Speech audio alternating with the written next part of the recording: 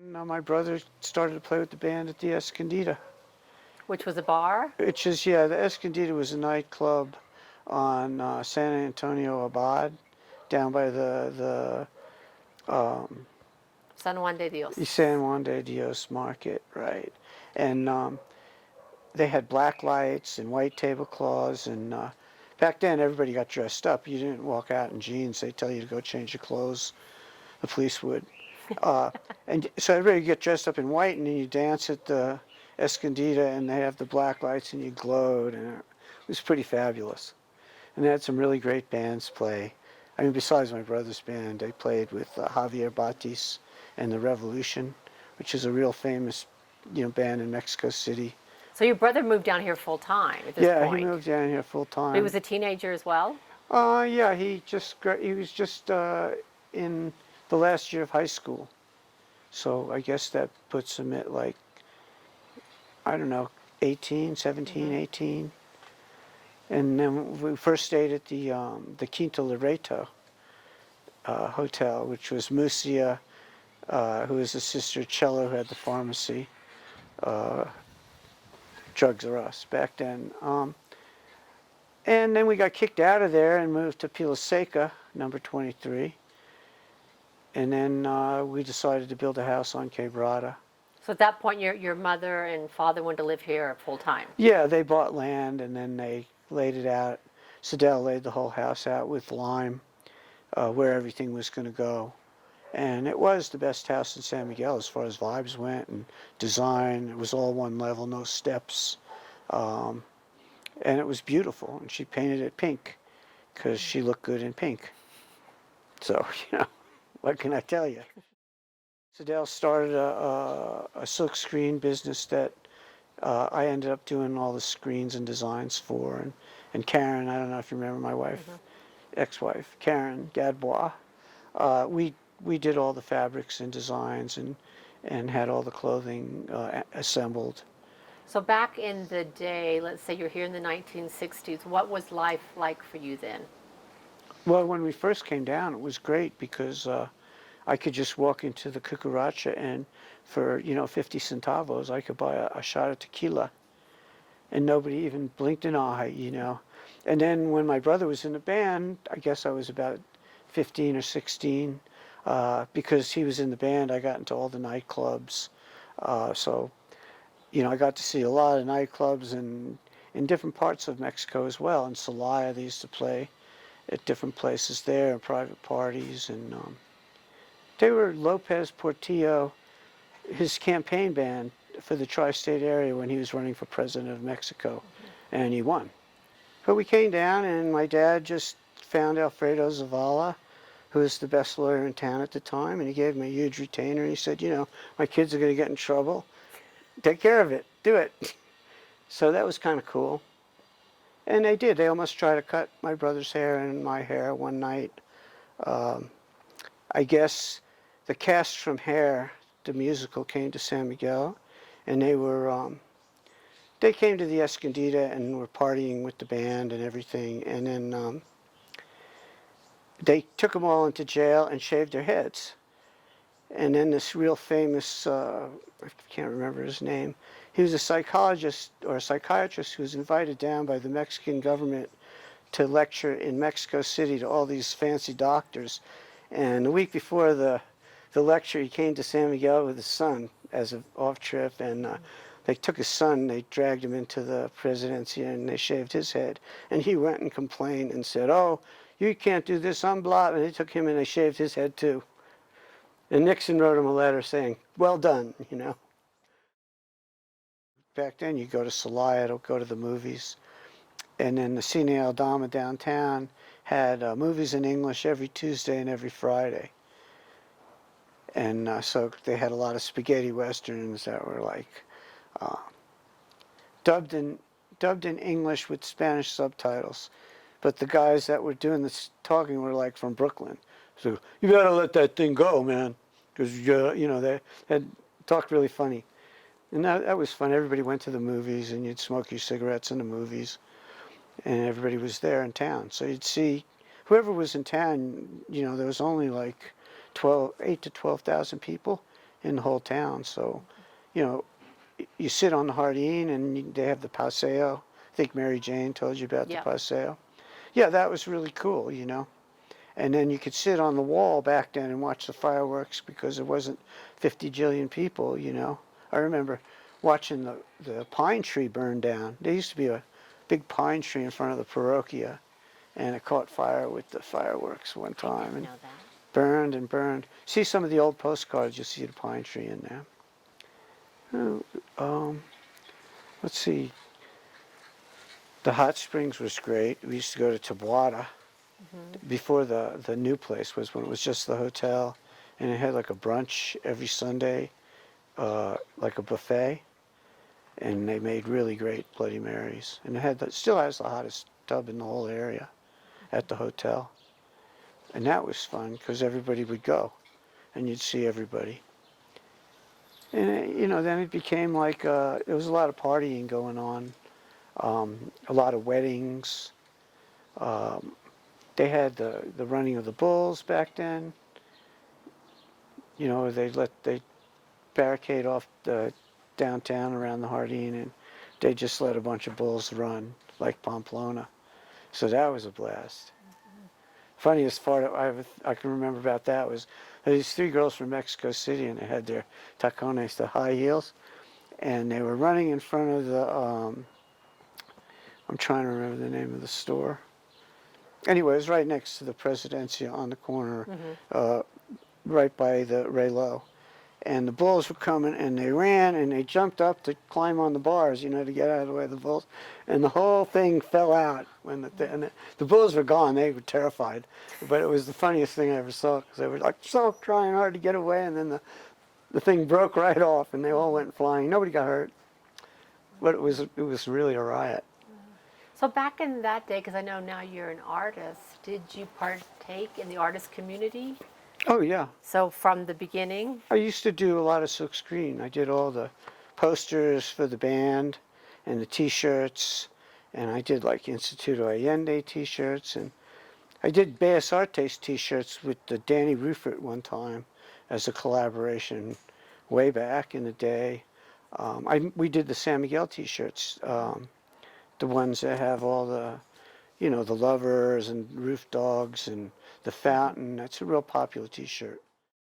And your mother, Sidel, ran a pretty well-known store back then too. Yeah, she did really well. I mean, the store was in the house on Quebrada Street, and we would go to Los Altos in California, and we go to the Almacén in Salvatierra to get fabric, to get bolts of poplin and gabardine, and then in the States we get silk. We're always trying new stuff. And then we would travel around, and well, Karen and I did. We travel around, and we go to these little mercerias in these little small towns, and you always get you buy the box with the sueltas, with all the loose buttons. And in there, they always had, you know, a couple of bone buttons and a couple of Bakelite buttons, you know, some really cool stuff. And then we'd have David, the silver guy, travel all over the world and go to all these boutiques, and she'd come back with 3 or 4 or 5 dresses each time. That each one was like killer, and you know the girls would take them apart and make a pattern, and we'd make the fabrics, and that was the new line. You know.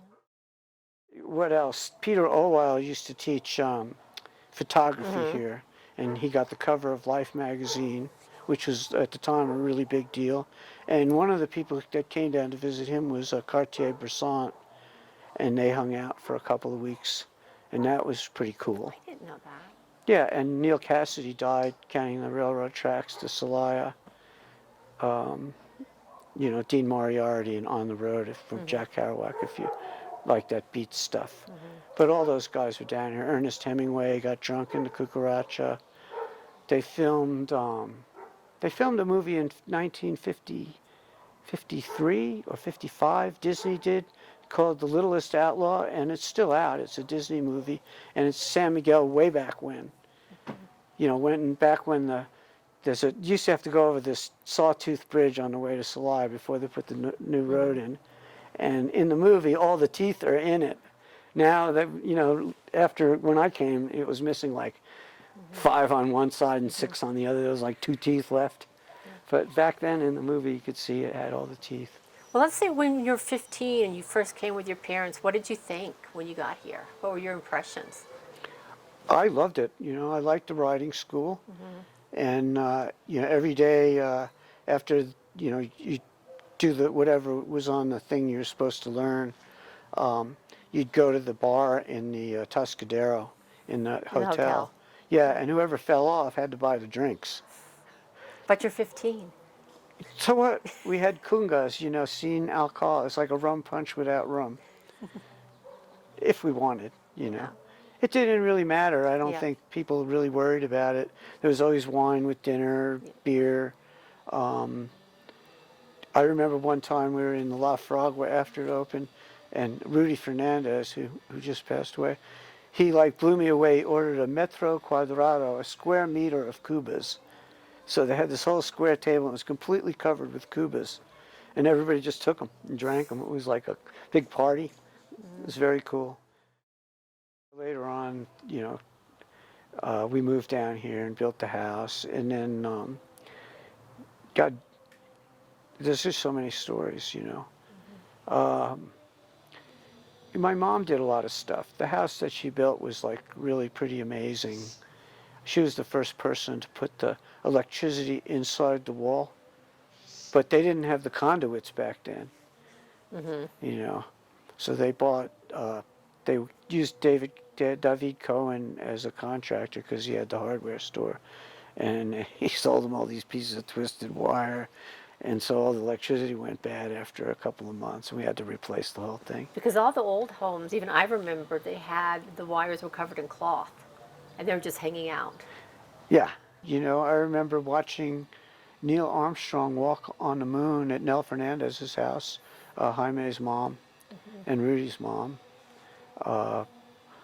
Back whenever that was, it was a long time ago, and the whole town was there. It was like a big party, and it was loads of fun, and we were all the TV was Because there wasn't 8 much inches. television then. They had the only TV in town. Yeah. So everybody went to see, Neil Armstrong. And that was a pretty big day. I had made a lot of friends back then, but then after a while, people started coming and going. When we first came down, there was a bunch of families that lived here, and they were educating their kids, and so there was a group, that you went Expat at. families. Yeah, and then it started changing, and people left and moved in, and after a while, it was it was kind of a joke because new people would come into town for the summer, or the RISD kids would come to do a thing at the Instituto, or the Chicago Art Institute kids would come. They used to have an exchange program where they could come down and do artwork, and they bring a few professors and 40 kids. So, 40 teenage kids, and we were in town. It's like, whoa, yeah, okay, there's parties, and it was really, it was a lot. It wasn't heavy duty like it is now, There wasn't hardly any cars, so you could do whatever you go anywhere you wanted on the street. There was no such thing as a one-way. I'm going that way. There was this guy, Rip-Off Bob, who used to rip people off. My mama used to call him Bobby Rip-Off. And he got busted, for ripping people off, and then they put him in the jail. And back then they made sweaters in the jail. Oh, this is the famous Sweater Bobby. Yeah. That's how I know him. Okay. Yeah, we used to call him Robert Rip-Off. But I guess you know the story. He made all these sweaters, and then he convinced the people in the jail to let him take the sweaters to the States because he could make all this money for them. And he gave him a load of sweaters, and he never came back. And how did you get into the art that you're doing now? Oh, well, I was actually in Wisconsin. I guess I was 14, and I went to visit a girl there who wasn't there, and her dad had a advertising agency, and he wanted me to do all the silkscreen stuff for him, in lieu of, room and board, because I was there for a couple of weeks. So he showed me how to do the silkscreen. I learned how to do it real well, and then he ended up moving down here to San Miguel. I just learned to do the silkscreen, and then when I came down, I just started making posters and T-shirts for the bands and the clubs, and I'm pretty much a self-taught artist, you know. And now you mostly paint, though. Well, yeah, I've been painting for, you know, most of my life. I started out doing the monotypes, doing the clothing, and I'd end up doing these fountains where you have like a red, a yellow, a purple, and you'd pull the squeegee back and forth, and you'd get a rainbow print. And then at the end of the run, you'd have a little piece of paint that had all the colors in it, and I would just scoop it up with a spatula and put it in a jar, thinking, oh, one day I'm going to need brown paint, you know. So, you know, back then we didn't throw anything away. So eventually I needed the brown paint, and I had this jar full of, it looked like Walt Disney threw up in that jar, you know, and I threw it on the screen, and some of it went in the mesh, and I got this incredible marbleizing accident, and I figured out how to repeat it and control it.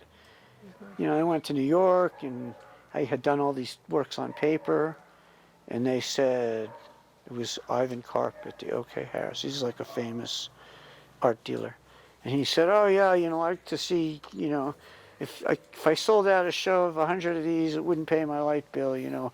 Show me the big oil paintings and I'll give you a show. So then I had to figure out how to do the technique on oil, which is the complete reverse of the monotypes. Because one's like painting glass, so what you put down first is what you see. And the oil painting, of course, is what you put down last is what you see. So you have to kind of think dyslexic to do the monotypes.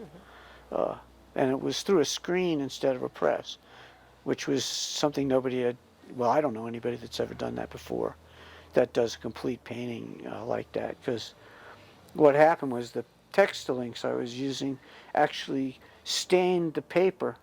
So the paper was actually stained by liquid textile pigments that we got from Bayer in Mexico City.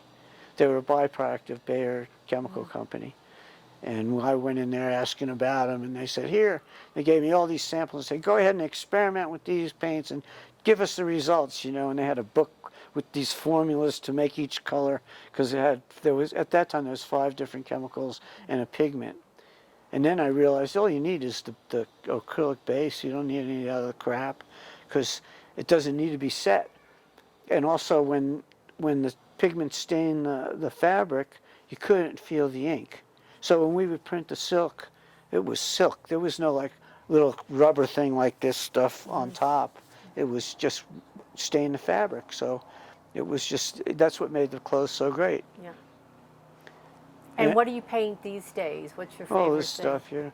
I do musicians. I did plenty of parochias. It's a good one over there, and and fish and animals, flowers, cakes. You know, whatever anybody wants. I do commissions. You know, people ask for crazy things, and you just do them.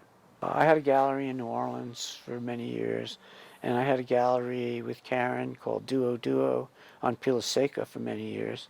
And I showed at Siddell's house. I showed in the Bellas Artes twice, once in 1989 and once in 1990. Big shows in the main room.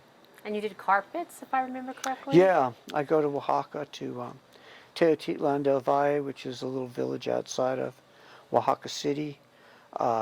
It's about an hour outside now. It used to be, you know, 30 minutes, but Oaxaca's grown.